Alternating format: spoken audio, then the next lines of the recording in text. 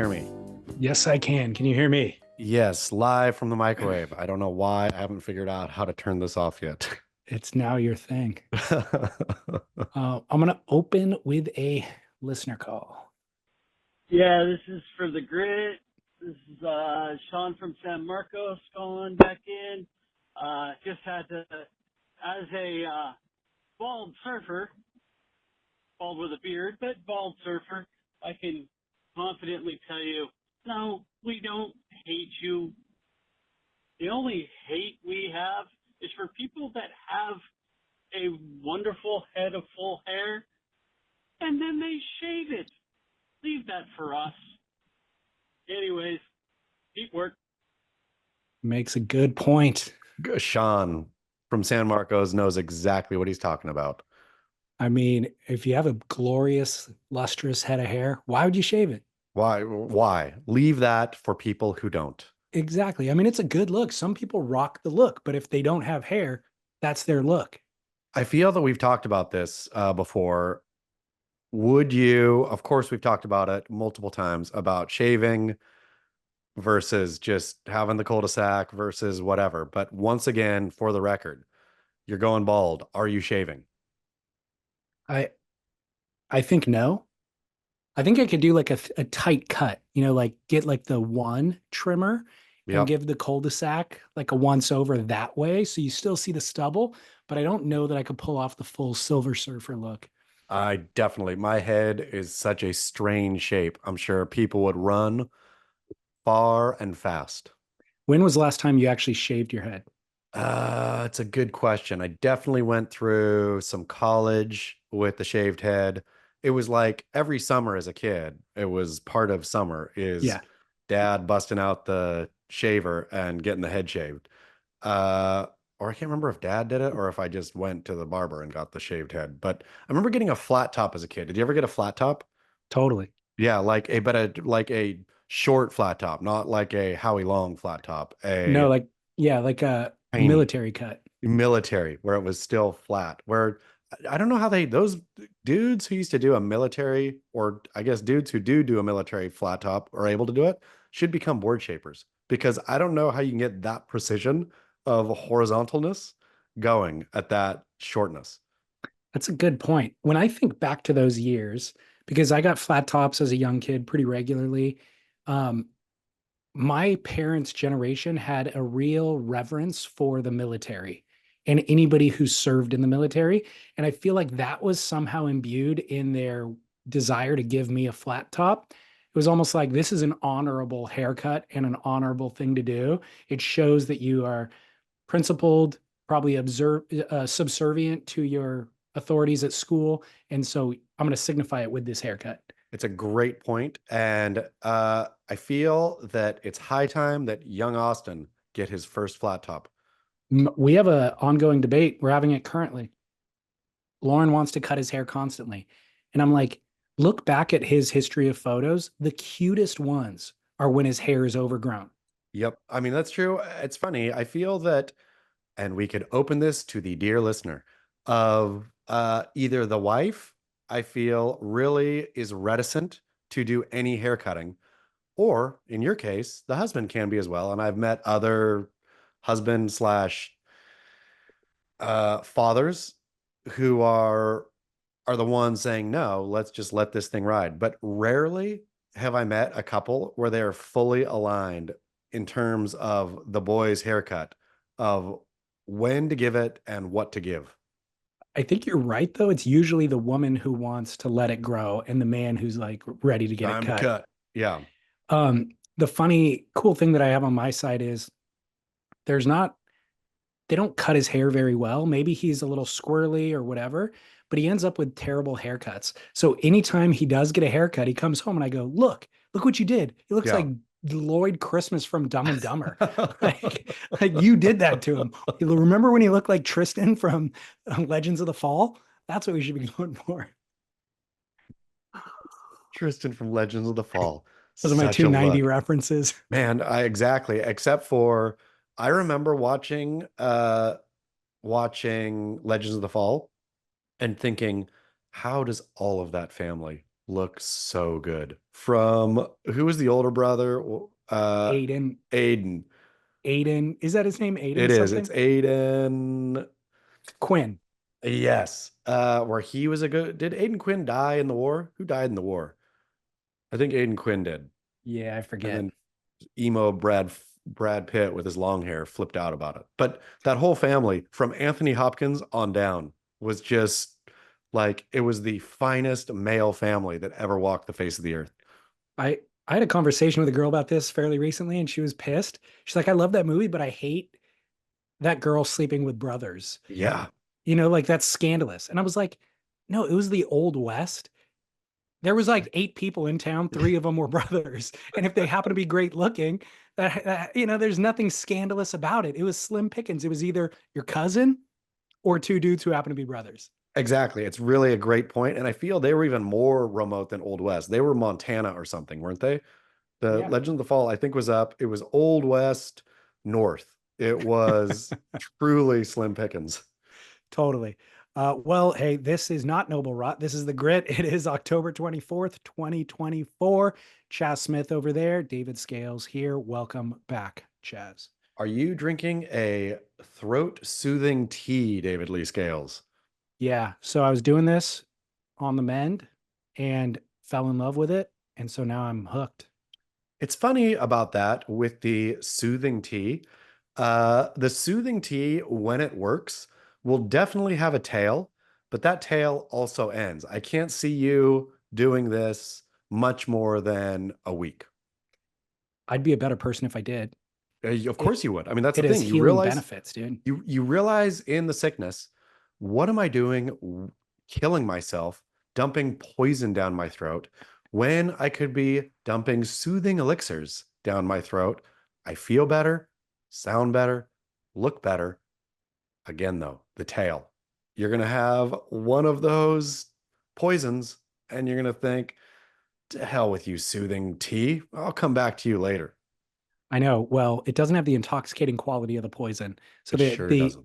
the intoxicating quality is such a quick remedy, whereas the tea, it's kind of a little bit longer, you know, longer to reap the benefits of.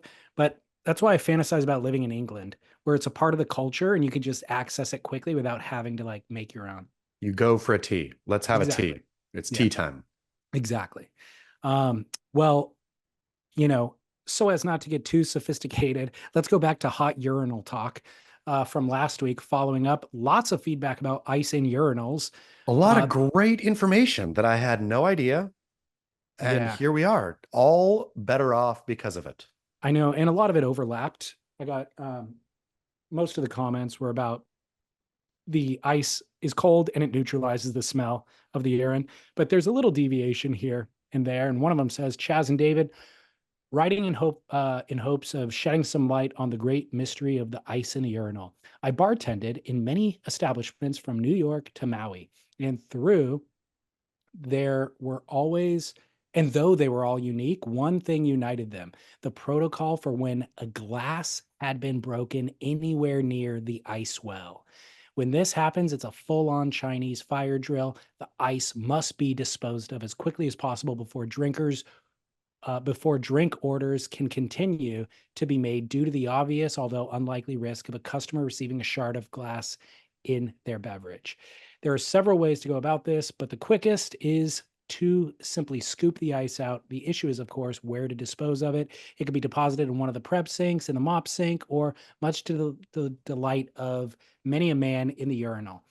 Hope this helps. Also, I'd like to submit the phrase to the Don't Say Gay linguistics segment of the show, saying, quote, Chinese fire drill. I feel I used to hear this all the time in my youth, but it is in poor taste now, the more careful postmodern age.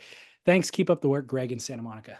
See, okay, so I guess hitting the don't say gay segment a little early in the show here, but there are certain things that sound so good that even if they're offensive, they just sound too good to eliminate.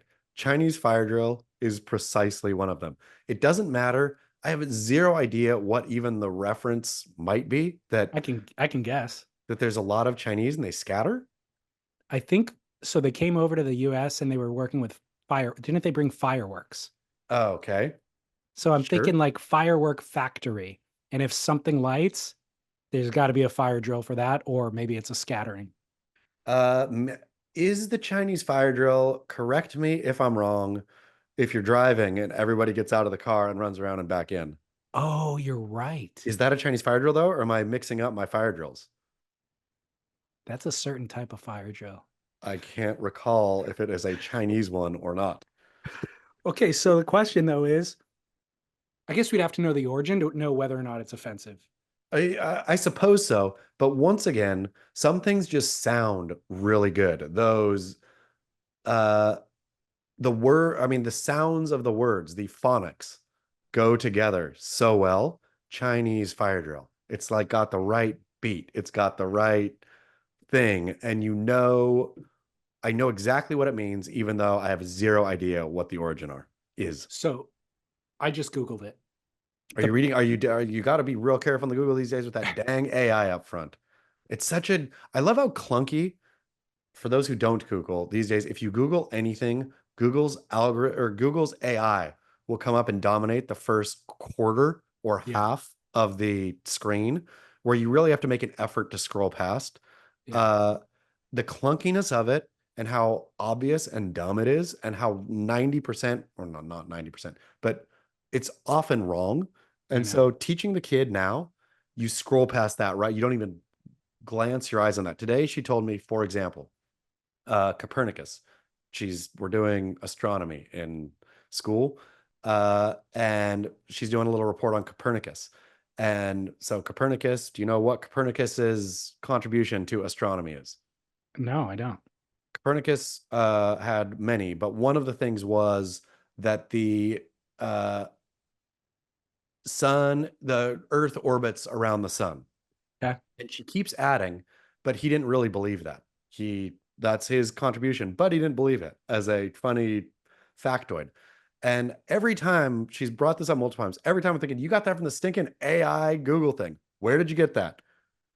Oh, the Encyclopedia Britannica. I'm like, okay, yeah, it's a total fact. So apparently Copernicus invented that the Earth orbits the sun, but didn't actually believe it himself. On to the Chinese fire drill, though. That's crazy. Yeah. It is where you get out of the car and run around. And apparently that was a scene in Happy Days, the TV show, where they Okay. did that. And so that became the name of that. And then the actual origins of what it is referencing prior to that remain unknown, because you're right. The AI gave 2 or 3 different things, and I couldn't parse it quickly enough while we're sitting here talking. I'd have to dive a little bit deeper. But so great. So I'm going to say early brush, not offensive. If it comes anything that came from Happy Days, not offensive. Right. Okay. Well, back to the ice. Um, Somebody else wrote in to say basically there's 3 practical reasons. Number 1, I already mentioned odor control. Number 2, it's a flushing mechanism. So the melting ice provides a continuous flow of water, assisting the flushing away without the need for a manual flush, which also leads to number 3, it's cost effective. Ice is cheaper and easier to manage than urinal cakes or deodorizing pads, making it a popular choice for bars and restaurants. Overall, ice serves both functional and entertaining purposes in a men's room. Cheers. Keep up the work, Tyler in Dallas. Thank you, Tyler. And once again, I think to the entire point that maybe ice in a urinal is one thing on this tainted earth that is perfect. The fact that it is environmentally sound, the slow or the constant flush, I had never even considered, but No, me neither. as soon as I read it, it made perfect sense. Even saving water, if you have excess ice, put it there. That way you don't need to, because when you're urinating in a ice-filled urinal, do you ever flush? No, not in an ice-filled one. Never. Exactly, me either. Yeah. And I've never even thought about it. But that's how much water is that? How much Yeah. water are we saving by not flushing a urinal? Ever since I was a kid, I wanted a urinal in my house. I think it really is a boss flex. It's like really a quiet one because nobody's ever mentioned it before. It's not like a known thing. Like a bidet is kind of a known, sophisticated luxurious thing, especially in the US. But if you walked in and there was 3 options, a bidet, a toilet, and a urinal, you realize you're in the house of a king. I mean, you are honestly, truly treading where royalty sleeps. Exactly. The Hopefully not where they sleep, but I mean, what do you feel about the when the flushless urinal came on? Uh, remember the one that yeah. doesn't, or I can't remember what the brand, there's a brand name that had it. Anytime I was at a restaurant with that for many years, even to this day, I think this is a fancy restaurant. They even, instead of putting ice in the urinal, because they obviously don't need water because it's flushless, they put a little blue fly there. They put you still something, play a little game with our little fly. That's a great point. Yeah. Um, my dad had an interesting observation 5 years ago. He said one accurate measure of someone's wealth is how many toilets they own. That's so true. And it is pretty foolproof. I mean, there's a little bit of gray area where somebody could be super wealthy and they only own 3 toilets, like they just have one Oh, house and they have all their cash either liquid or tied up in some other asset other than real estate. But if they have a lot of toilets, there's no two ways about it. They are rich because it could be they own, a couple of houses. So maybe they have 10 toilets. Maybe they own commercial buildings and those add up to the dozens. Maybe they own a stadium. You have no idea. But thousands? yeah, exactly. So if somebody owns 1,000 toilets, they're not poor. They're totally rich. This is exactly 100%. I mean, imagine, I don't care how much money Elon Musk has. All that stuff is immaterial. It's tied up in stocks. None of it's liquid. It's rises and falls based on A tweet. and on forces way bigger than I can even pretend to understand. I can get my head around toilets. And so let's say Elon Musk, how many Tesla factories are there? How many SpaceX factories are there? Putting Elon Musk's toilets up against, say, Jeff Bezos's, how many Amazon shipping Fulfillment centers centers. and all this are there, right? Like, give me that. Tell me which of them, that's who I want the richest man to be, or that's who I would think would be. Jeff Bezos versus Elon Musk, who has more toilets? So I've seen those Amazon fulfillment centers. They are miles by miles at times. And I would bet one of those buildings has more toilets in it than all of Elon Musk's toilets combined. You would like to think that, except also it's Jeff Bezos hiring Amazon workers, paying them as close to minimum wage, I'm sure, as he can pay them. I wonder how long he makes people walk to the toilet. He doesn't want people quick access, right? He wants to be, hey, you need a bathroom break? Toilet's a quarter mile that way. Like, Yeah. go, you need it, go have it. It's a quarter mile that way. So there's phenomenal stories of the drivers, not necessarily working in those fulfillment centers, but the drivers themselves being forced to deliver so many packages to meet their quota to like advance their position, because it's all a competition, that they don't take bathroom breaks. They shit and pee in containers in the back of the van.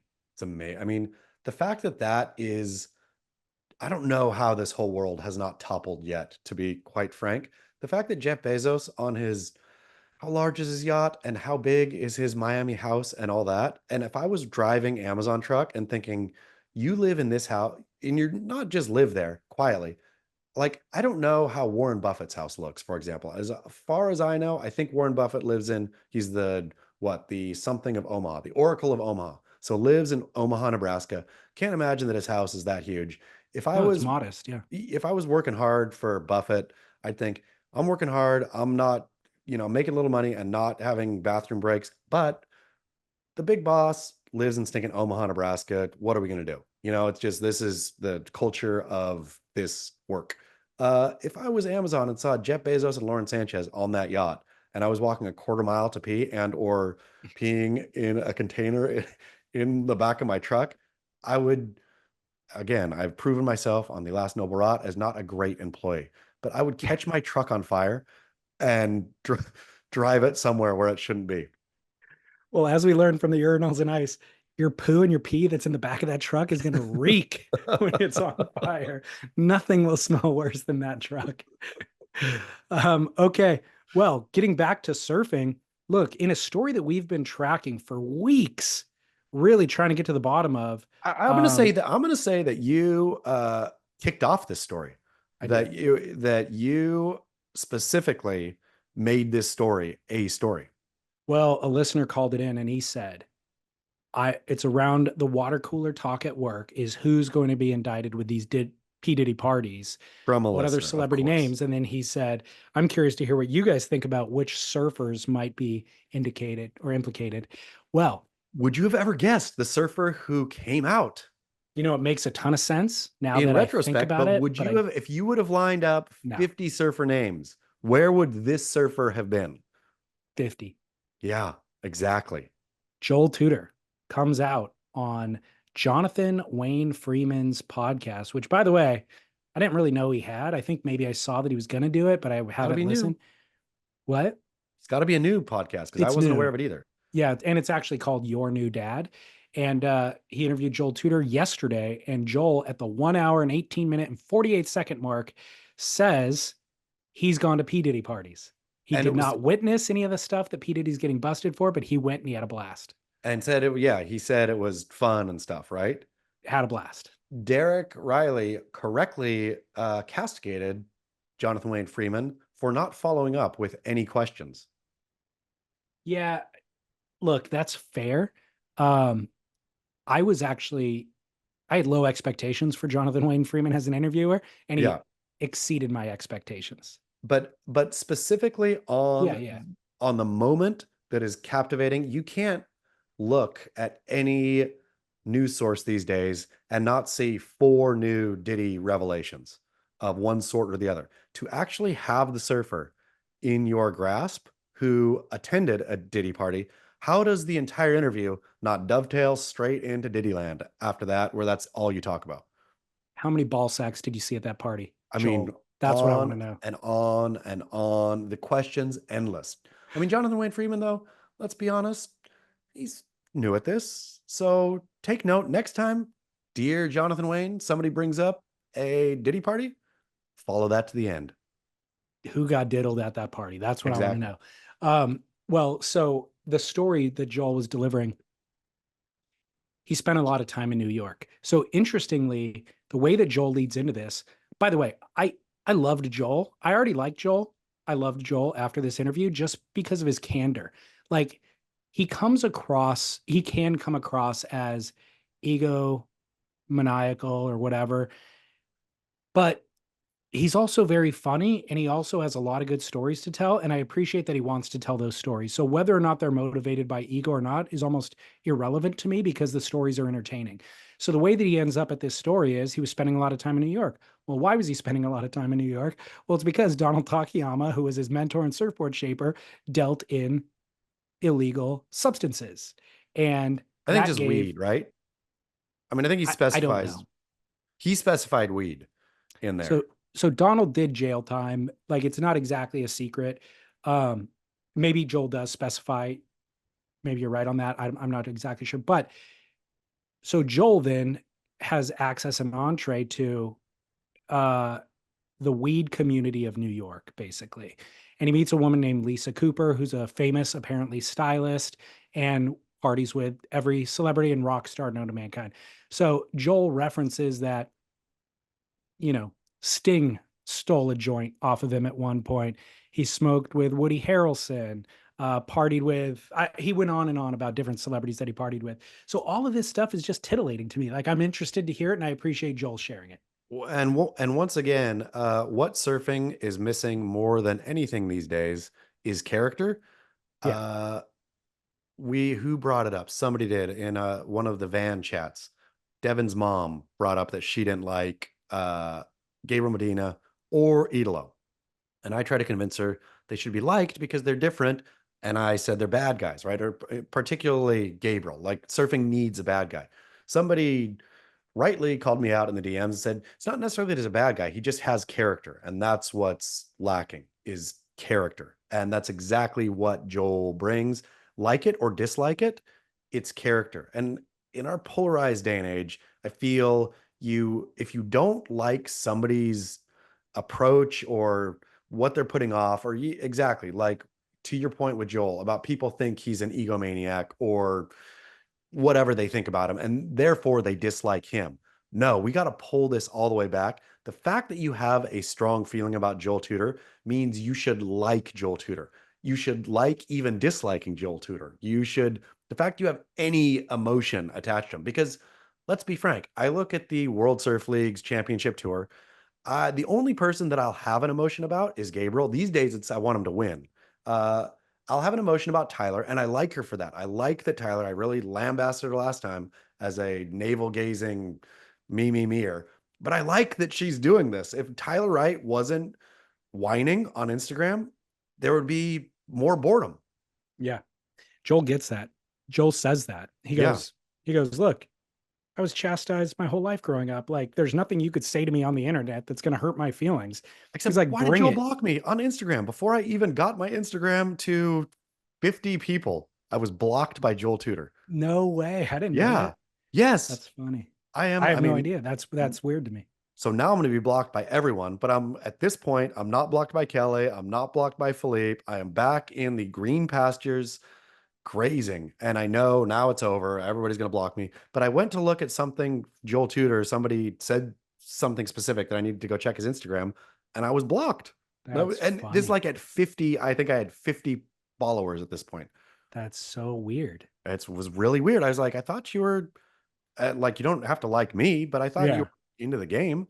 I talked to Devin about it, and Devin said maybe Joel does not like the 50,000 Beach Grit articles, but still, if he's the one who comes out and says, you can't hurt my feelings, then okay, I guess you can. Well, another takeaway from this interview was that Joel has softened. And I would like to ask you, as someone who has also softened in old age, explain to me what happens. Man, with the softening? Yeah. I think it can go one of two ways, to be quite frank. I think you can either get angrier, or you can realize my vitriol at stuff is fairly in the moment and skin deep. And so let me pull back on that. Like, there's enough, and especially I feel I'm fairly knee jerk, to be quite honest, in terms of what society is dishing up.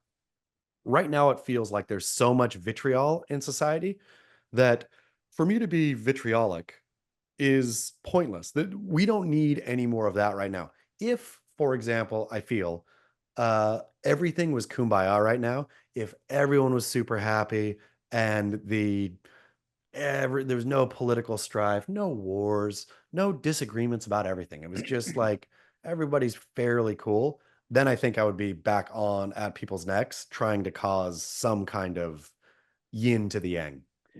Makes perfect sense. I was gonna place the credit on podcasting itself, because I think different platforms are good for different things. And so Instagram could be a good platform for provocation, where Joel can like make a statement, and then like let everybody fight over it. But with you here on the podcast, you can make the provocation. I, 5 years ago, maybe did this more, where I could present to you your provocation, and then you kind of can defend it, or then I can present a counterpoint and you could talk your way through it. And then you have a much more kind of,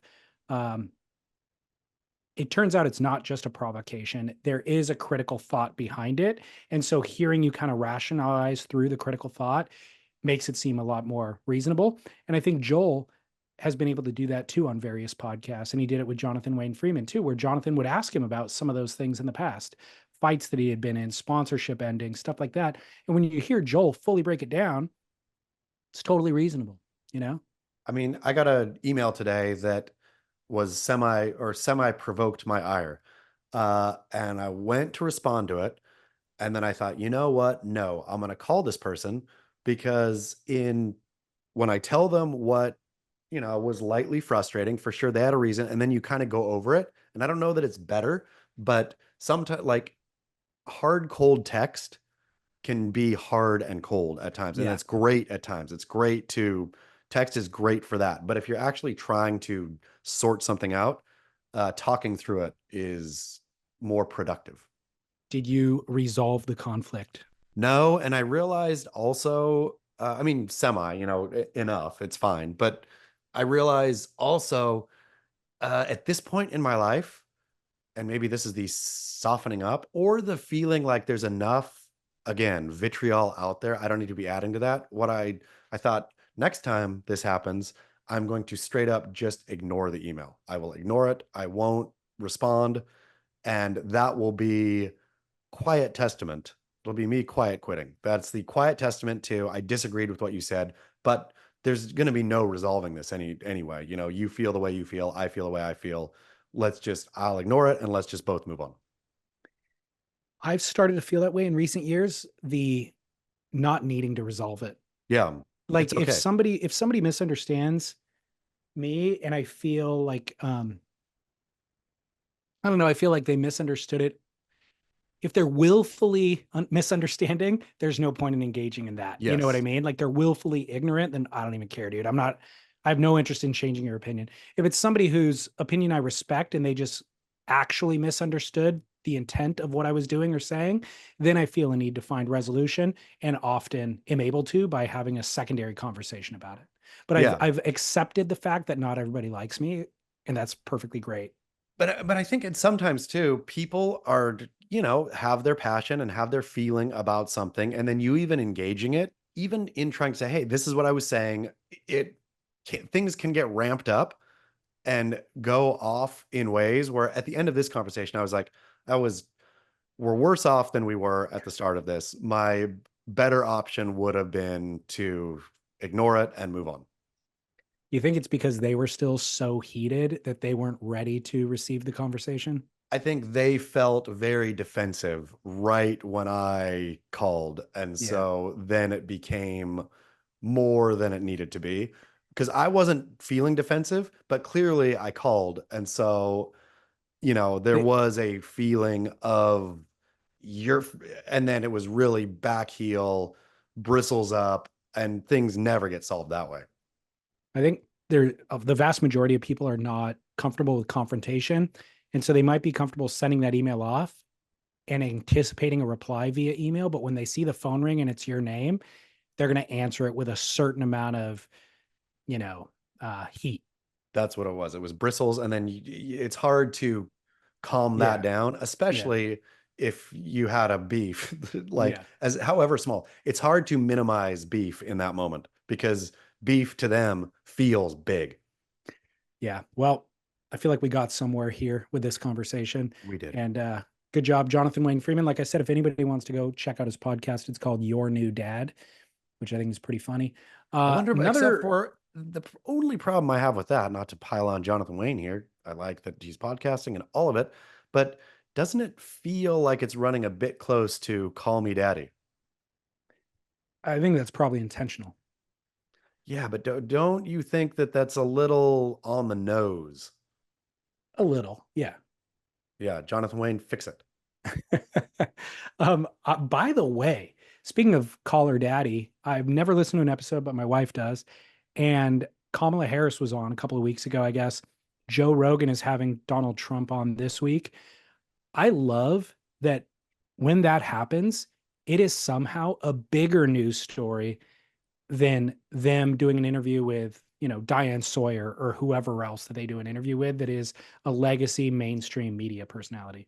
I mean, it's the power of the podcast, odd enough. Or not that it's odd, I suppose, but that is Joe Rogan's fan base and what's Call Her Daddy's name again? Alexis something, Alexis. I think, It right? something like that. Yeah. I mean, Alexis Cooper, maybe. Yeah, that's right. Alex Uh, Cooper, maybe. yeah, like whatever. But their fan base is engaged, is robust. Like Diane Sawyer on ABC News or whichever network she's on. You know, what do you got? Like, it's hard to actually gauge, even if 15 million people tune in. They're not diehard Diane Sawyer Yeah, listeners. So you get a lot of traction, I feel, from especially the major podcasts. yeah, yeah. I'm glad to see it. Uh, Listener feedback from last week. Hello, David and Chaz. In your recent episode, you discussed the quote rise of Raimana. I pose the exact opposite assessment of the trajectory of Raimana's life. While you guys are thrilled by Raimana's mastery of a 3-foot mechanical wave and his enforcement of celebrity tube time, I believe that Raimana has fallen from being a god of the Pacific paradise and lord of the greatest wave in the world.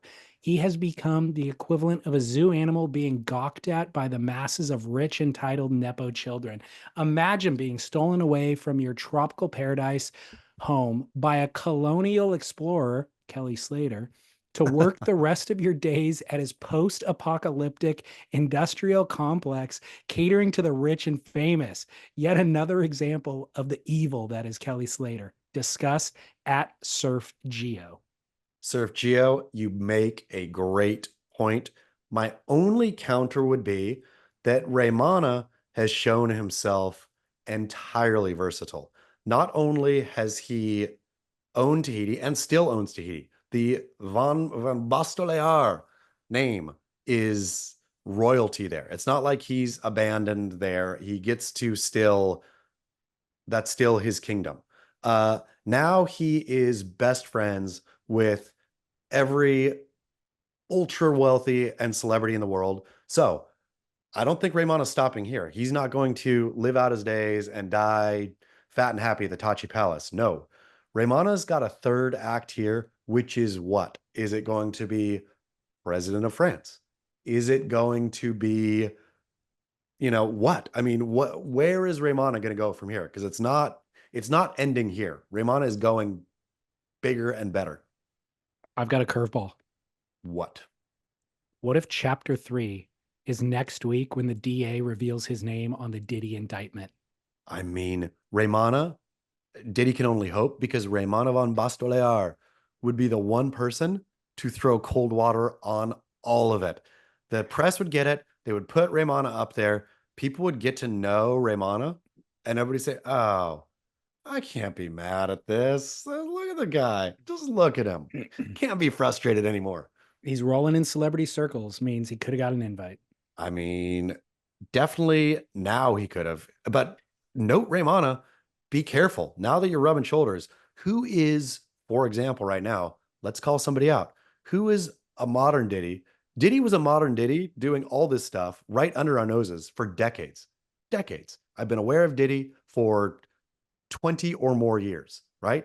Aware of the parties, aware of, oh, these parties get crazy, right? Like all of this stuff. So which celebrity right now should Raimana van Bastolear be careful of?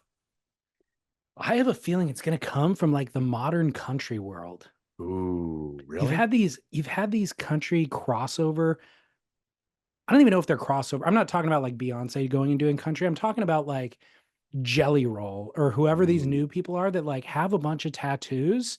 They look like they're from not the farm, not a traditional country background, but then they're crossing over into this world of country music and they shoot to fame like unbelievably quickly. You don't know who they are last year, and then all of a sudden they're winning Grammys.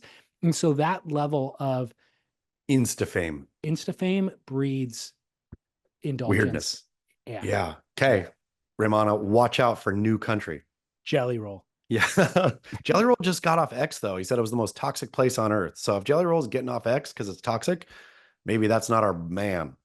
No, he doesn't want to be posting anything because he knows everybody captures everything nowadays. So he's going silent is where he's going. He learned from Diddy. Yeah. That's what Keep happened. it zipped up. Exactly. But I do love this listener's email, because the fall from grace, as opposed to, I hear what you're saying, and I like the idea of he did this under his own, like he chose this decision. There's an opportunity, an economic opportunity, and an access to whatever. So he chose into it. But I also feel like there's an element of he didn't have a ton of other economic options. He's the king of this island nation, which is phenomenal, and there's nowhere else you would want to be a king of. But the greater world is out there, and I've got this one friend offering me an opportunity, and that opportunity is, not working in a coal mine, but it's definitely the opposite of Tahiti. Let's not be or forget that Raimana has kids as well. Imagine Raimana can call up, kid gets, I don't know how old his kids are at this point, but kids 18, 19, 20, wants a job doing XYZ. Raimana opens his phone and calls up anybody in the world and says, hey, kid wants to do X. Kid's doing X at this point, right? Like, I mean, Raimana has swung wide the gates for his children. Anybody I've ever heard who's spent any amount of time with Raimana praises him with affection. So I you're love probably not wrong. Raimana, honestly, is as great. He's one of the rare ones. Like, I've spent time with Raimana.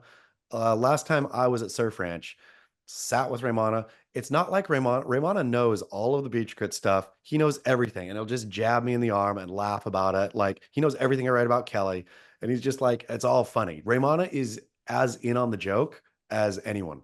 All right. I mean, I've always been a fan. I was just trying to look out for his best interest. He's worth fanning over.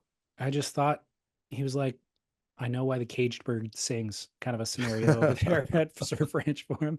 Okay, this one comes from a listener. Oh, 𝐉𝐻𝐼𝐻 Watches actually is who this comes from. Oh, yes. Look at this shirt right here. VAER. 𝐉𝐻𝐼𝐻 I was Watches. wearing my 𝐉𝐻 Watch shirt just the other day as well. It's a great shirt, right? It's a perfect shirt.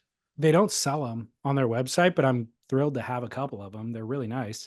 𝐉𝐻Watches.com/surf splendor to save you 15%. Our buddy Ryan in New Jersey, who came out to the boardroom show, is wearing a 𝐉𝐻 that is cooler than any one that you and I own. Oh man, which one does he have? It was a GMT automatic, and it was a great looking watch. I didn't even know what it was at first, but I kind of noticed it's a great looking watch. And then he mentioned, he goes, oh, dude, by the way, check this thing out. And I'm like, that thing, I was admiring that. It's sick. He goes, I know I made a mistake. I was trying to buy a solar. I thought I was buying the solar one. He goes, turns out this is an automatic. I'm like, that's even better. That's like mechanically more, sophisticated watch, but also beautiful. Very, yeah. I find myself going on to 𝐉𝐻.com. Is it 𝐉𝐻.com? I think it Watches, 𝐉𝐻 Watches. 𝐉𝐻Watches.com from time to time and browsing, and it's worth a go through and browse. They have some beautiful watches on there. Yeah, 6,000 5-star reviews from all over the world. So really great stuff. Anyways, 𝐉𝐻 presents Tools to Live By, where we provide advice for listeners.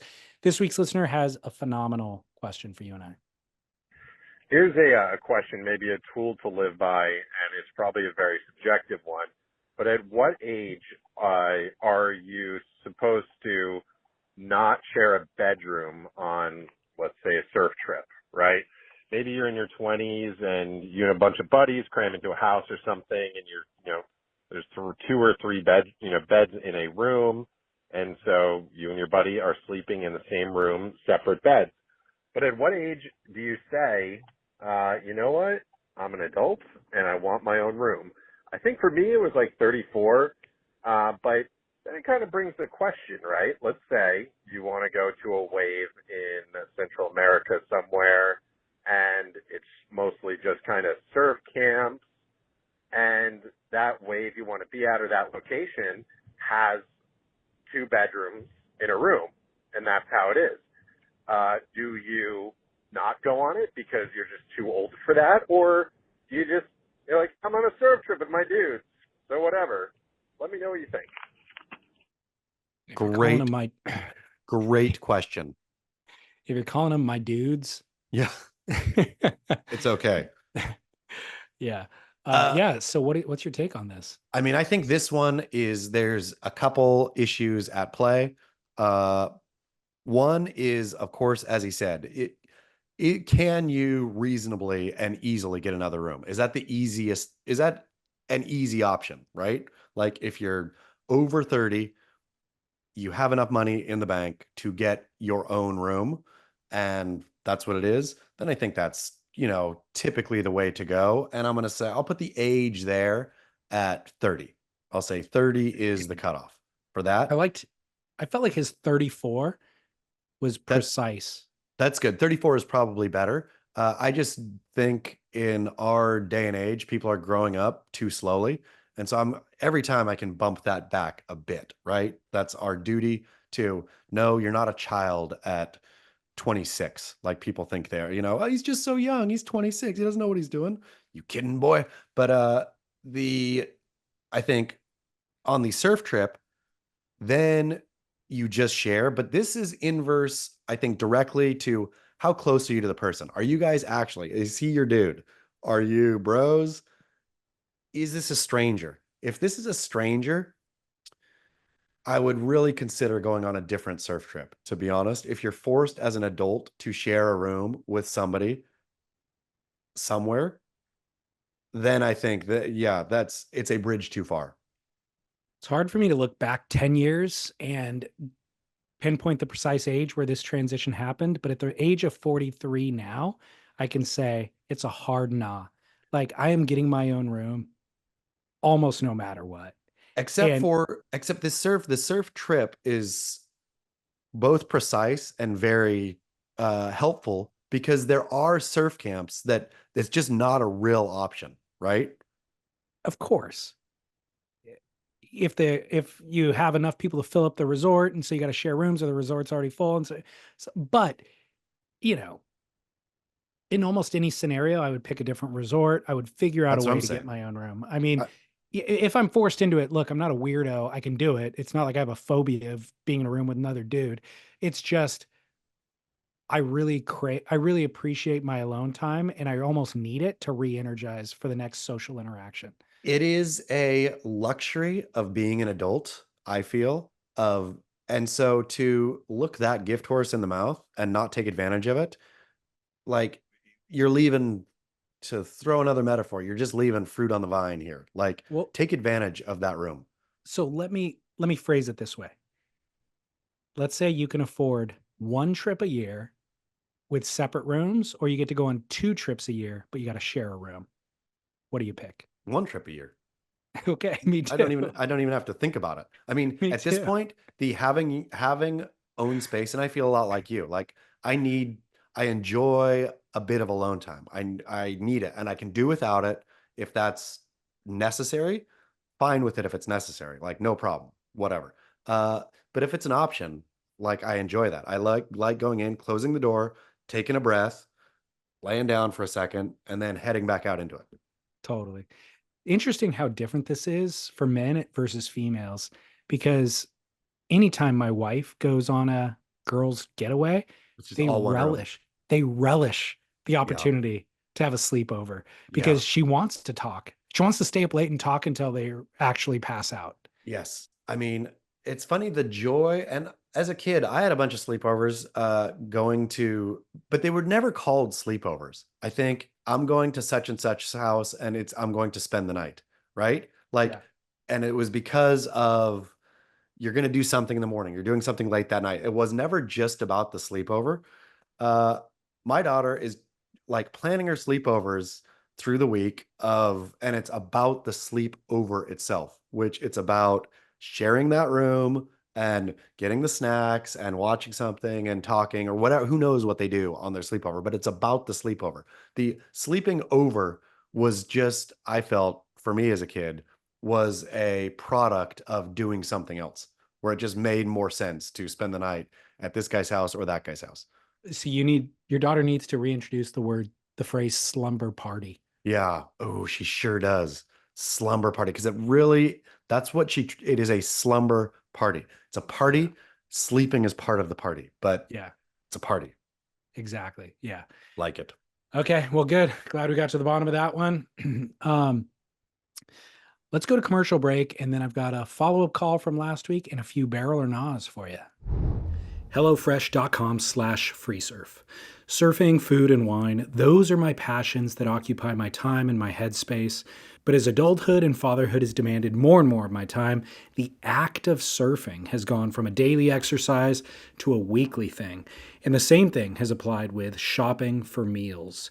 It's so consuming, and honestly, it's a bit wasteful. Whether it's buying a jar of something that I only need a tablespoon of, or maybe just a bunch of celery when I only need 2 stalks of it, an embarrassing amount of groceries either go into the trash at the end of the week, or they just rot in the cupboard for a year until I do a deep cleaning. So HelloFresh has really simplified and streamlined our dinner life with pre-portioned ingredients delivered right to our door.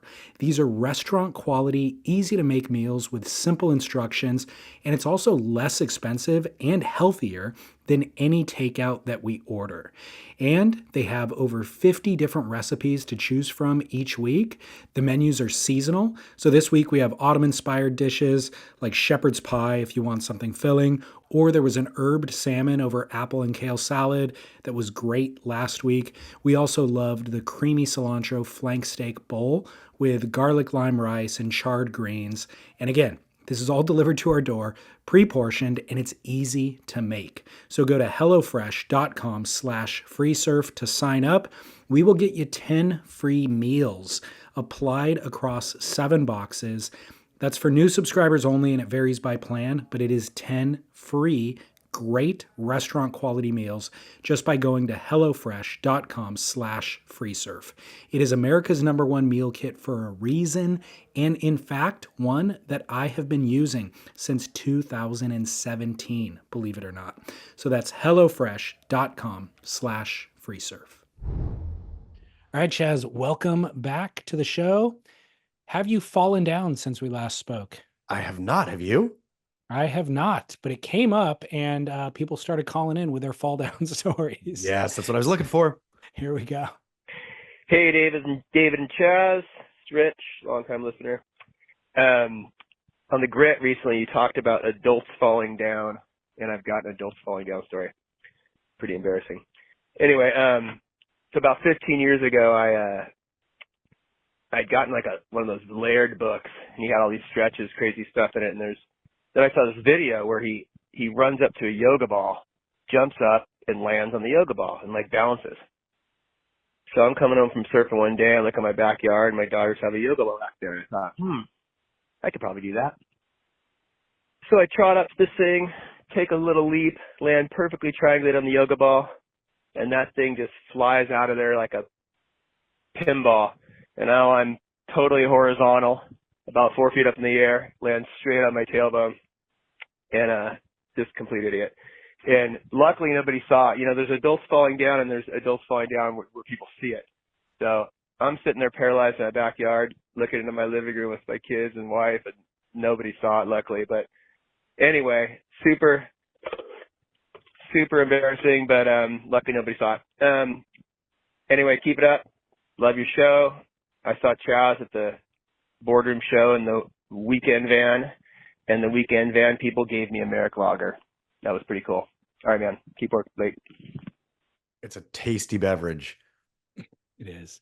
The falling down, I'm gonna say your falling down story was not actually embarrassing. I mean, it may have been embarrassing, but doing something as an adult, as kids, it was always, we fell down a lot because we were closer to the ground or whatever, and we were clumsy and whatever, but we were also doing stuff. We were running and jumping for the, jungle gym and missing it, or swinging as high as we could and jumping off and then crashing. Though, like, falling down was a product of us doing things.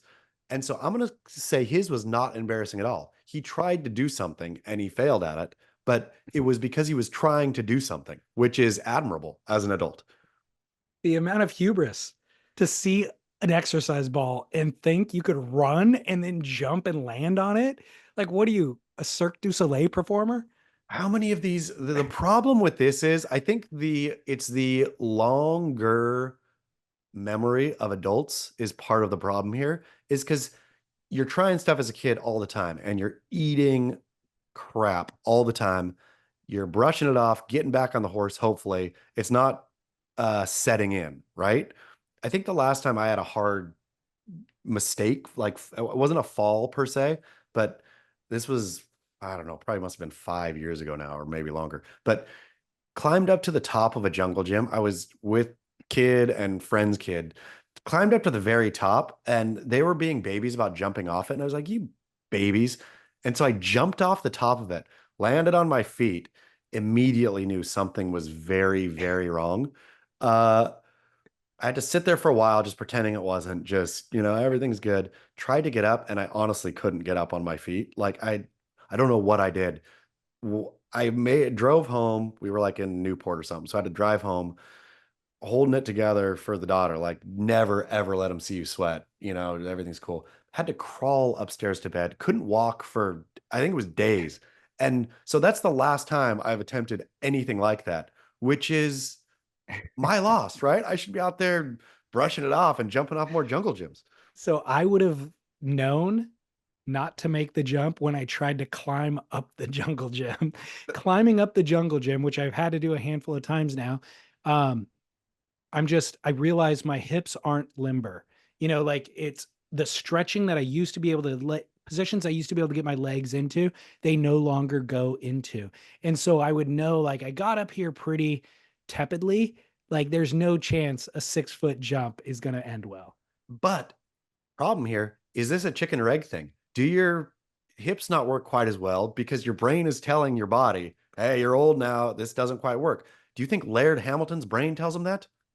No, but Laird Hamilton's been doing XPT or whatever his thing is every day for the last couple decades. I've been sedentary every day for the last couple of decades. And so that's why I'm stiff and not in shape. It has been long on the books, and I think finally coming to fruition on Monday or Tuesday of this coming week, where I have to go train with Laird. I know that I'm going to die, and then I'll get revived, and I'll have to laugh it off, but I will die for a minute. It'd be amazing if the first exercise he makes you do is jump off a jungle gym. And he proves himself as a listener, where he walks you over to his kids' play area. He's like, hey, buddy, up to the really top. love it. Really love That'd it. be epic. Well, good. I'm glad to hear that that's finally coming together. Yeah. And you're going to get an interview out of it? Yep. We'll interview first. I'll train, then we'll chat, and then yeah. So if listeners, I guess this, yeah. Oh yeah, this will air clearly before Monday, but yeah, email in or DM in or however you want. If you have a question for Laird, let's bring listener questions to Laird. Good. Yeah. Fun. I'm excited. Looking forward to it. Let me see. Where am I at in my notes? Adults falling down. I got another call, but we'll save that one for next week. Okay. Barrel or Real quick not? though, before we get into barrel or not, I think it would be remiss of us not to discuss Kelly Slater's Abu Dhabi pool opening for business. Did you see this? Oh, you know what? I did. I'm trying to close something out. Okay, there it goes. In fact, quote, controversial Kelly Slater Abu Dhabi surf pool opens to public at blockbuster prices, exclamation point. Boom. Did you read how much it costs? Nope. I was waiting for you to tell me. Great. Okay. So they're selling, and for listeners at home who maybe aren't aware, but I'm sure you are, Kelly Slater Surf Ranch is in Lemoore, of course. Kelly Slater Surf Ranch in Lemoore has never been a public pool. You can rent it out. I mean, it's public if you rent the whole thing. That price varies. I think it swings from what, like 60,000 to something. I can't remember. I think the going rate is $55K, but if you're somebody and you know somebody, you could get it for cheaper. I think barely. And then it goes up into more expensive during high season, whatever. Anyway, you got to get that whole facility. This Abu Dhabi Surf Ranch is first public one. Okay. So they just sent out the email, open, book your slot. They're selling 90-minute sessions, 90-minute sessions. This one is longer, bigger than Kelly's pool. So this plow is going to go back and forth slower. I would imagine the reset would be slightly longer between waves. So I think at Kelly's wave, they've brought the time down, but it's like 5-ish minutes. I want to say 5 or 6 minutes. Yeah, that's fair. Approximately. Between. Okay. So think about this. Think about how long it takes. Think about how many people are going to be in the pool. I don't know. They didn't say how many people you're booking with, or I didn't see that part. But so that's the information So we don't know how many waves you get in a 90-minute. I think you have to guess 4. Okay. I'm going to say 4 waves would probably be a reasonable guesstimate at how many waves you get in 90 minutes and that's your own waves. You can go with people and poach the wave. I'm sure if they're doing it, somebody falls, you can get on, whatever. That can happen, but you get 4. So how much? I'm guessing $500 an hour, or $500 for 90 minutes. 90 minutes. Okay. It is $950 for 90 minutes. Oh my gosh. I doubled what I thought my guess was by saying 500. Yeah. 950. So it's actually nearly double your double. So, oh my gosh. Yeah. So that's if not you got cheap. if you got all 9 waves to yourself in 90 minutes, it still wouldn't be worth it. It's still over $100 a wave, where you better bring it. I'll tell you this, I've surfed again, Kelly's pool, the Lemoore one, a couple times. First time was Surf Industry Day, where those waves were, you were there, priceless. You felt if you blew it, that was it, right? That pressure was uncool. The pressure of, and not like uncool in a way of performance related, like, oh, I'm on the CT and, this time is now for me to blow up. And, it wasn't that kind of pressure. It was dumb pressure. It was conservative pressure. It was don't blow this wave as the primary thought, not what are you going to do on this wave? And I would imagine at those prices in Abu Dhabi, it would be twice that. I mean, if you're saving up for the trip, then it would be. But if you're in Abu Dhabi and you're going to the Ferrari city, I think the $900 is negligible, and maybe Yeah, there's no pressure. sure. I mean, for those guys, no, they'll just go. They'll pay, the price tag means nothing to them, Yeah, and they won't care. And I mean, the people who are going to pay that will not care. I yeah, suppose they priced it at a point where anybody who is scrimping is not doing that. smart. Yeah, they're getting rid of the riffraff like me. Yep. Um, by the way, go to Palm Springs Surf Club instead for $125 an hour and get a dozen waves. I mean, that's what I'm talking about. There's plenty of options. Not only Palm Springs Surf Club, we have, I mean, whatever. If you live in Australia, what are those two there, I think are roughly similar in price to that, where you $100, $200 maybe for an hour X of as much as you can surf, right? Yeah, yeah, totally. Super fun, well worth it. Well, while we're on Beach Grid articles, quote, top female surfer rushed to hospital after ovary twisted during rough sex. This one, it's Flick Palmentier, right? It's Flick, yeah. Who is on the tools at the WSL, right? Yeah. Uh, I couldn't tell. I read the article twice and I couldn't tell if she was under some kind of morphine influence and just said that, or if that was actually true. So Flick Palmentier took to TikTok in a hospital bed, clearly like having some sort of procedure done. And she said, quote, she has 5 fingers up. I think this is a TikTok thing where you have 5 fingers up and then you say, put your finger down if, and then you either put your finger down or you don't.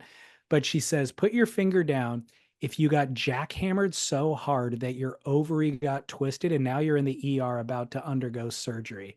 And then she lowers a finger. Boom. Hammer town. And in a reply to somebody's comment, she says, haha, I'm really high on morphine or painkillers or whatever she said. So that's what she's blaming it on. But when you look at the delivery of her it's not statement, she is bright-eyed, like not high at all. She seems as lucid as you could be. Do you think that Joe Turpel will bring it up when the tour kicks off at Pipeline in but 3 or 4 months or however long it's going to kick off in? I don't know if Turpel even knows what jackhammered means, and I don't think he would Google it. So no, I don't think he will bring it up at all. But ultimately, my read on this is I've never seen a pro surfer so effectively embrace our current modern times and mediums. Actually, I have. The Coffee Sisters have very lucratively taken advantage of our modern times. But I see Flick Palmentier dabbling in that space. Like, I think she did a sponsorship deal with like a sex toy brand a year ago or something like that, where she was advertising for them on TikTok. So I see her not outrightly like selling OnlyFans subscriptions, but definitely leaning into her sexuality and leaning into her femininity and all of that stuff without any embarrassment. Like for this, it wasn't, to sell a product. It was simply to titillate the fans a little bit and give them a little thing to talk about. And by the way, it works because it goes viral, that had more views than anything else that she's done. But I think it's a joke. I think she's really tickling the algorithm, actually.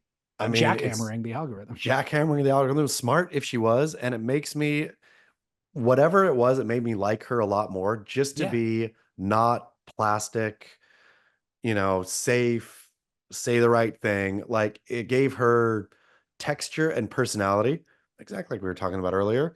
But it also made me wonder, ooh, is she not long for the WSL booth? If you become too textured, are you now no longer, even if it's completely in good fun and like everyone is getting a laugh, everyone's in on the same joke, there was no victim in this except for Flick Palmentier.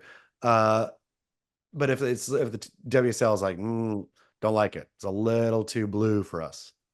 I could easily see them making that decision, or I could see a more, I don't know, a savvier business decision would be, she's doing her thing over there and gaining a ton of followers. That's going to benefit us. And Yeah, so you let bring her, those followers over here. You don't talk about advertise. don't talk about jackhammering on the WSL broadcast, but keep doing your thing over there and send us some viewers. Let's hope. Yeah.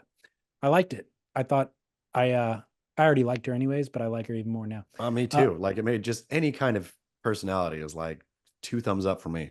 And the other thing is her bikini content, let's say, isn't over the top. It's No. not as if she's like every post is her with, a string bikini showing off her butt and like walking sexually or whatever. It's like it's a lot of great content that has to do with surfing and all other things, but then embracing the joke or the sexuality periodically. Love it. Yep. Yeah. It made me really, I mean, I was always liked her, but made me an actual fan. Yeah. Great surfer too. Made me an only fan. Not that you're one of many millions, actually. Barrel or Nah, coming off of last week's final conversation about throwing your dog poo in somebody else's garbage can when you're taking the dog for the walk and their cans are out on the curb. No barrel. It is a 0 barrel. It's just not good, right? I've tried to rationalize it before. You're there, the trash can is there. It's just trash. Like it's not like this is some precious, not like you're throwing your dog poop on the person's roof or throwing it in their yard. This is a trash can. This is for trash. But then I've realized, no, the trash can is the property of that house. It is for that house to do with what they wish. They put what they want in there. That's not open invitation for you putting your stuff in there. Now, I will add the caveat. It is barrel if somebody regularly leaves their trash cans out overnight and in the next day. Then it's lesson time. If they're not on a trip, but this is the constant thing, if they're lazy with their trash cans, then have at it. Teach them a lesson, right? Like that is a lesson you get. You want to have your trash cans out in the street all day? Boom.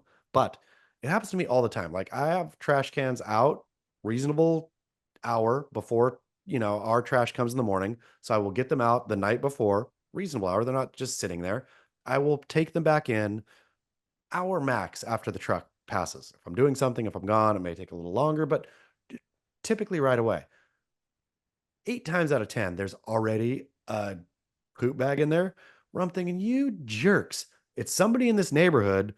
You have one too. Like you couldn't have waited for a block. You couldn't have waited for 3 blocks. Like at this point in my life, I feel so strongly about this that I will walk as long as I need to walk to get to either a public trash can or bring it back home. Wow. So I have a slight variation because I agree with you in theory. The offense for me there is them putting it into your empty trash can. Yes. Oh, for sure. If it's full, it's totally fine. If it's trash night and it's full, you're 100% right. If trash is coming, that's no problem. I'm talking about the empty, I guess. Exactly. Because the empty now means it's at the bottom of the can. It's going to stink. It's going to be in there for a full week. Likely get smushed and could bust out. That's the problem. This now creates potential hazardous waste material. If it's just you're throwing it on the top of all the other trash and it's going to go out with the truck in 6 hours, I'm not bothered by that at all. 1000% right. And I have actually put that poo in somebody else's can in that instance. But if their can is empty, I would never burden them with it. 100% agree with you. And I would not feel offended in the least. If I walked out, trash cans are out full, I walk out and see somebody else's dog poop in there, I'd be like, oh, good call. Thanks for hitting me now. I get in the empties, which drives me crazy. So this is a public service announcement the size of yours, that if you're in the middle seat on the airplane, you get both armrests without question, because it's just it's a common courtesy thing that we do to live in a society where it feels civilized. You know what I Yes. mean? And so I'm all for it. The reason why, of course, we're inclined to get rid of that poop immediately is because it's entirely uncivilized to walk around with a bag of poop in your hand. So you're looking for the opportunity, but that's your problem because you chose to domesticate an animal. It is not your neighbor's problem, because what if they have never had a pet and yet they have trash cans that are going to smell like poo till the end of time because you have a pet? Well said. Well said. Done. Yep. Okay, moving on. Barrel or Not number 2 comes from a listener. Here we go. Chad, David, James calling into the grit. Barrel or not, party waves. I'll just leave it a loose barrel or not here. So would appreciate the feedback. Cheers. Party waves. 0, 100% no barrel unless it is your immediate family. You can party wave with your wife or your husband and your children. That's it. Nobody else gets a party wave ever. There's never a right time for a party wave. It is juvenile. It is unsophisticated. It is embarrassing. It is people hooting on a wave. Look at us on the same wave, party wave. Like, no, it's an embarrassment. You are an adult. But with the wife, husband, child, children, all good. The other caveat that I have is if you have priority and I want to go in, Yeah. then I just shout party wave and I burn you. And dude, we were just doing a party wave. What are you talking about? Why are you such a party pooper? The go in, I was going to bring it up. If you're both going in, but at that point, I'm going to say nobody surfs that wave. You both pop up, Yeah. go straight, and then get down to your belly, because a party wave with a non-family member is unsophisticated. I mean, it almost feels like a kook and curran, but I've seen too many intermediate surfers do it. But it is a current thing where you see two pro surfers on a wave together in like almost a synchronized ballet kind of movement. That is super impressive. That is beautiful. Any other version of it is a waste of a wave. I feel like I've seen 𝐷𝐸𝐼nd like spinning on a wave and somebody else like surfing around him while he spins. Things like that. When both of you are tangoing on the wave, have at it if you're both that good. But it'd be like going to a restaurant or whatever that has a dance floor and having two people who have no business dancing together, who are really awkward dancers, just dominate, thinking they're looking good too. Like, woo, woo, woo. That's not cool. Nobody wants to see that. That's what 99% of party waves are. It's Elaine Benez with name another famously bad dancer. Oh man, who is with Elon Musk? Trump. Trump's dances are always so good. Just the way he's really leaned into it though. With Trump's dances, mock him once, mock him twice. Now when I see him get his hands up there, I'm like, he's committed to that dance so hard that he's made it now it's a dance. I know. He'll give like a little finger gun to somebody who's looking at him. Like, it's so good. All right. Yeah. No party waves. Trump said it. Yep. Final barrel or not comes from, let's just call him a celebrity surfboard shaper. Hey boys, what's happening? It's Britt. I got a follow-up for you to the show where a barrel or nah was poopery, something to cover up the poop smell in a guest bathroom. Okay, first of all, you guys were talking about people pooping in your bathrooms during dinner parties. Wait a second. That's not a thing. Nobody goes to someone else's house, should go to someone else's house and poop. If I'm at a dinner party, there's absolutely no way that I'm pooping in that person's house. You can hold it. You have to hold it. I don't want anyone pooping at my house for a dinner party. If you're a overnight house guest and you have to stay there, okay, maybe you have to, but I'll aquaduke before I do that. I will go surfing and figure it out. Barrel or not, pooping in other people's houses, especially for a dinner party or a short visit, dude. Just for the record, I'm a hard nah on that. Hey, boys. Britt Merrick's invited to my house anytime he wants. Oh, mine too. Except I'm going to go to Britt Merrick's house as well. And guess what I'm bringing? Some Grateful Dead socks. I can't believe that and thank you, Britt, for picking us up where we fall down. He's exactly right. You just don't do this. You leave. I mean, nobody does this, right? If you have to defecate so badly, you shouldn't be out of the house in the first place. If you like in terms of a dinner party. So he's exactly right. This is a nah for dinner party. The overnight guest, he's making a great point, and I completely agree with him that you do what it takes. You can go to the convenience store and say you just got to run out for something, right? It is I'm gonna really go pick up coffee for everybody. exactly, unless there is a emergency, and by emergency, I mean some medical emergency that happened to you overnight. If you're staying at somebody's house, there's almost no reason to ever number two at somebody else's. Look, I didn't make this up. This has happened to me. In my house, I've also been at dinner parties where I've noticed that this happened. Maybe a cocktail party during the holiday where it's like there's enough people that you don't know, you can't pinpoint who it was, because there's 6 people around the table, one person leaves, and then you know. But it happened most recently to me a couple of months ago. My younger brother was the offender. Did he And cop to it? there was no denying it, dude. Like, he went in there, not only like blew the place up, did not open the window, and then left the door completely open so that we're all out here socializing, and it just wafts in with him when he enters the room. And I pulled him aside, as a good older brother should. I was like, bro, can you go pull that door almost all the way shut and open the window? And he got all embarrassed. He's like, oh yeah, sorry. No, I wasn't sure about, blah, blah. And he got all nervous. But I was like, how do you become a grown ass man and not have this level of decorum? Here's the thing, though, and I guess this is a subsequent barrel or not on top of this one, is having no shame as an adult, barrel or not. Because if your brother came out and was like, "What, man?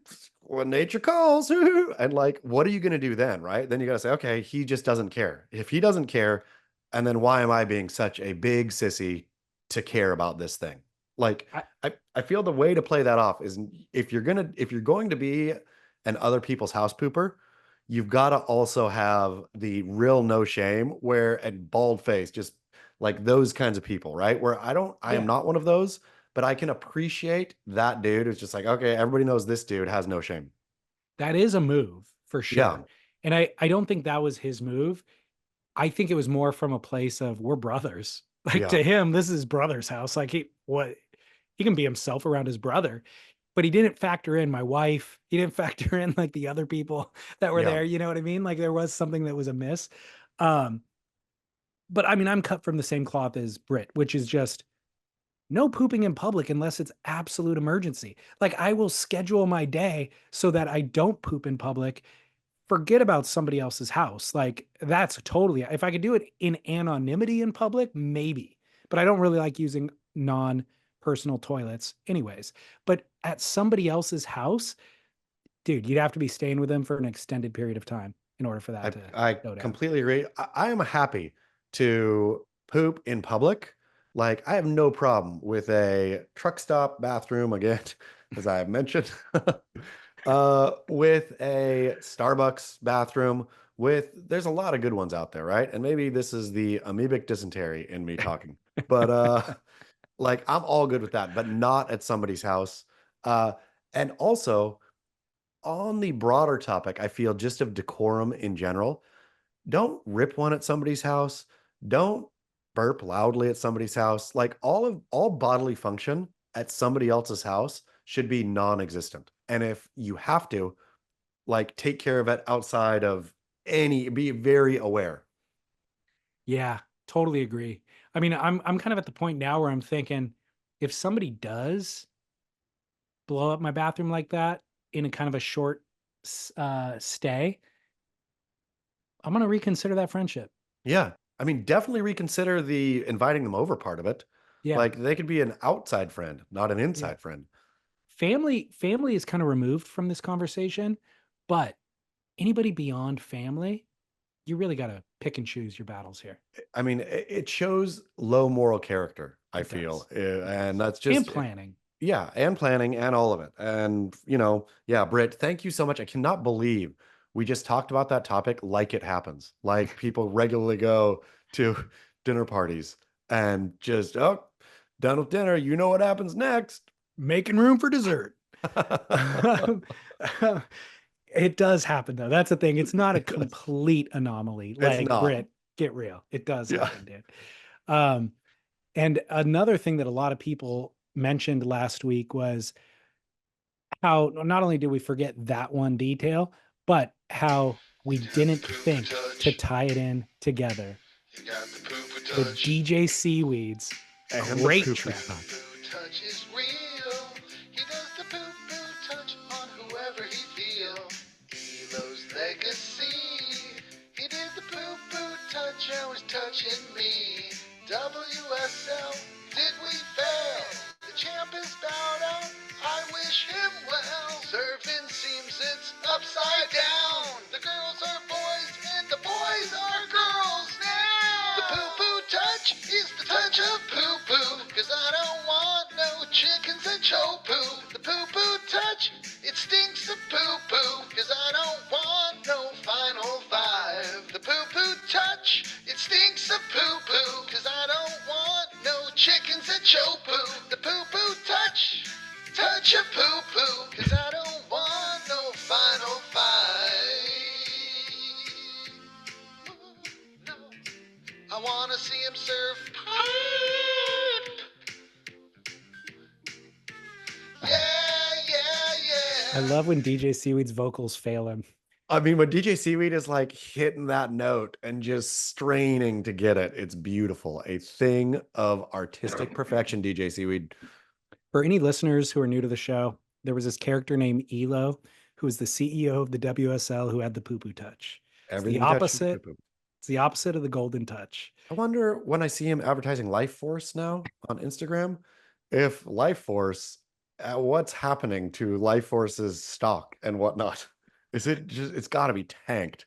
My favorite thing about 𝐓𝐿, whenever he starts his Life Force commercial or his Forbes vlog that he's doing, is that what it is? I think so. I haven't seen one of those. He does Substack posts, whatever. Almost all of them start off with, when people ask me for advice, blah, blah, blah, blah, blah. I'm like, somehow more people have asked you for advice than have asked the aforementioned Warren Buffett.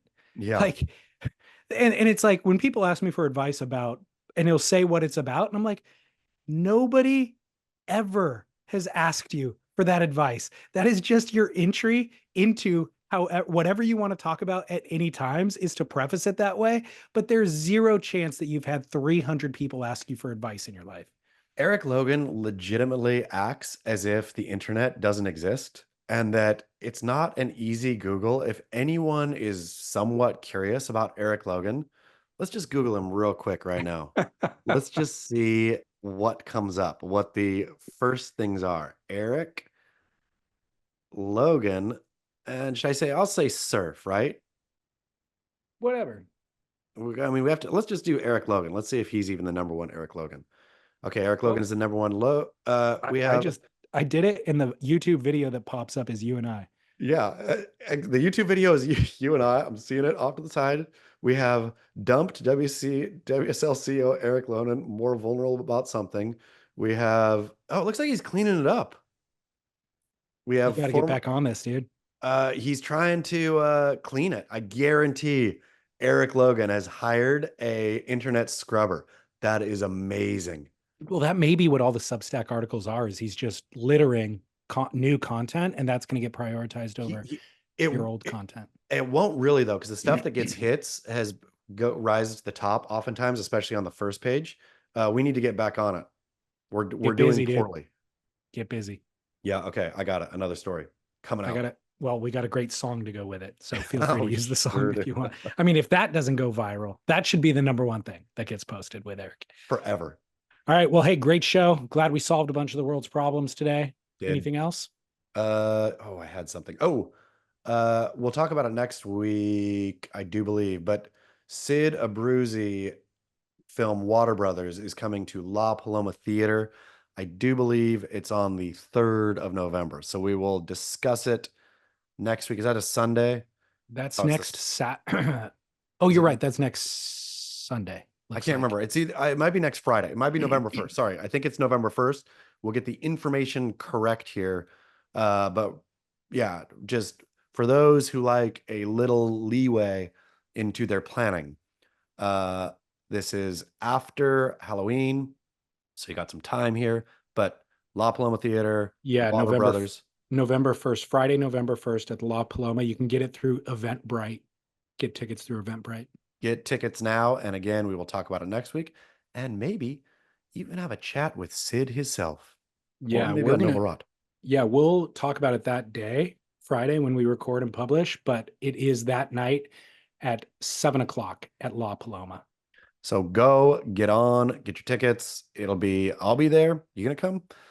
Far drive Nope. for you, but I'll be there. I will I be will. there. Sid will be there. It'll be a party. Awesome. Cannot wait. Yeah, let's get him on the grid then on Friday if he's in town. Or just heck, let's get him on Noble Rot so we can lead in. We can get people excited to go see Water Brothers. It's a phenomenal film. So good. Okay, great. Great closer. All right. At Trash Pros, at Surf Splendor. We will see you on Instagram. And until next week. Keep work.